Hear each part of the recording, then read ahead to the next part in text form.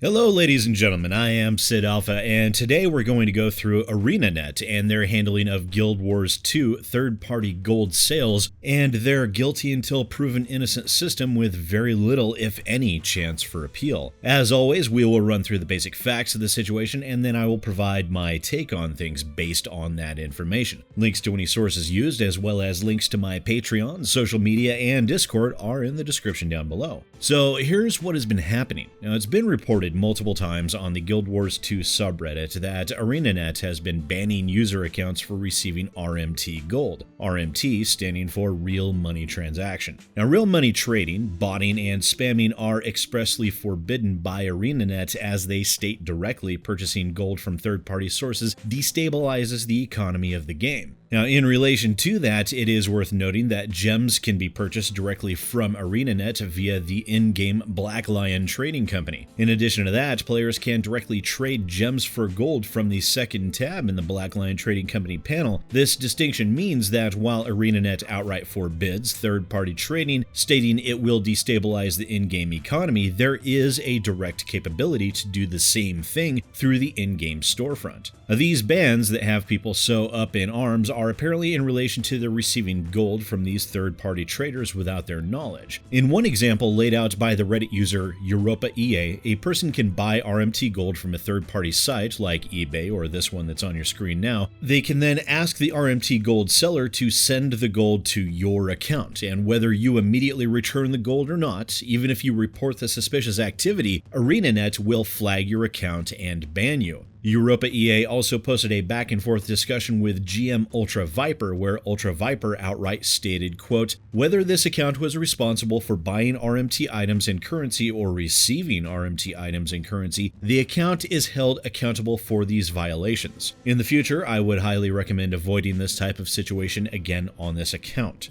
Now, while I recognize that this is a bit like the police arresting the victim of a shooting as opposed to the shooter, there are a few things I do want to discuss in relation to this topic, at least briefly. Some of my opinions back up ArenaNet, while some of my other thoughts are very much against them. But first, I want to discuss the economy itself, now specifically in relation to ArenaNet's stated reasoning behind third-party gold selling. And this one, I have to both agree with them and call bullshit at the same time. You see, it comes across as a bit disingenuous for ArenaNet to claim third-party sellers destabilize the economy when they themselves have incorporated a way to directly purchase currency with real-world money. But mostly that's just optics and idiotic phrasing on the part of ArenaNet. Now, I do recognize that they are more stating that the massive bot farms and trading companies that are set up by third-party sellers does a great deal of harm to the game, some people's enjoyment of it, and also third-party sellers actually do manage to cause some harm to the economy itself through valuation decreases. You see, the more third-party sellers there are, the more they come into competition with each other, driving down their own prices to undercut their competitors, while all at the same time undercutting ArenaNet's own market of gem to gold conversion. This causes a circling the drain effect that, while it takes a very long time to have any real effect, it's something ArenaNet or any developer of in-game economies like these has to be extremely wary of, and they do have to take measures to protect themselves. Also, with these third-party sites setting up massive numbers of bot accounts and trader accounts, spamming chat logs and consuming resources within the game and taking over different areas, it can very much negatively impact the player's experience with the game. While I do recognize that ArenaNet has to keep a handle on spam accounts, bot accounts, and real money traders, this knee-jerk reaction of just blindly going after anyone that receives such funds is a bit like throwing the baby out with the bathwater, as the old saying goes. And while an argument could be made in relation to alt accounts and throwaway accounts being used as buffers, and that is one of the potential reasons why this policy is in place, this does open people up to the issues that these Redditors are experiencing. But what can people do to protect themselves against someone with a vendetta or ulterior motive? It's been outright proven multiple times that even touching RMT Gold, regardless of whether you actually accepted it or not, is enough to get your account banned. This means that the officers and leaders of the top guilds will now be prime targets for such activities, as there are people in the world despicable enough to engage in these tactics. Well, the problem is, right now, there is really nothing anyone can do. That is, no one except ArenaNet. Now, there are options that they can put into place for legitimate players to protect themselves and to design the system to be a little more patient when it comes to these sort of things.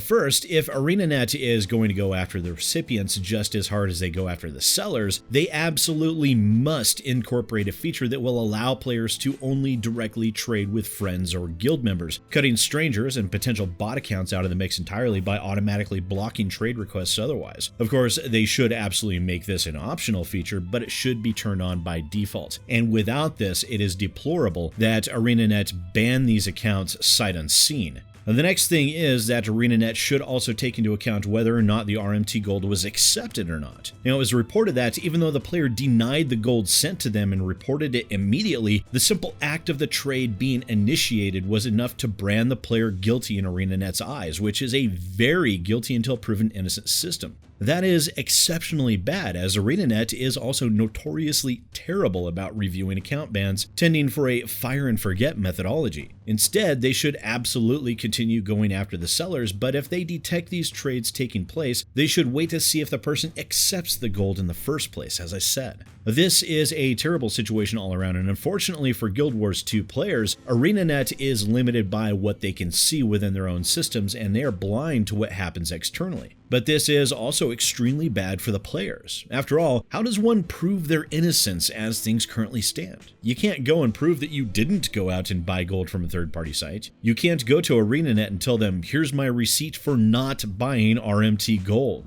You see, ArenaNet is proceeding on a lack of evidence where, in order for people to be able to exonerate themselves, they must in turn provide evidence of lack, which is an impossibility. And that's even if ArenaNet actually bothers to take a look at the ban, which more often than not, they don't actually do. Now, I agree that ArenaNet does need to keep control of RMT sellers, but if they're going to also go after recipients of RMT Gold, they have to put into place some form of protections for those recipients to prevent scenarios like what we've been seeing on the game's subreddit. Guilty until proven innocent may be simpler and easier for ArenaNet, but it will not engender fan loyalty, and it will foster frustration and resentment as more and more of these false bans take place, especially when you're dealing with accounts where people have spent hundreds or even thousands of dollars on your game over the years. Suddenly to be cast aside on a whim because someone with a grudge or an axe to grind decided to spend $3 or $4 to have some bot send you some RMT Gold. I don't think this is a situation that should be allowed to continue. ArenaNet is ignoring this, and they're doing so at their own peril.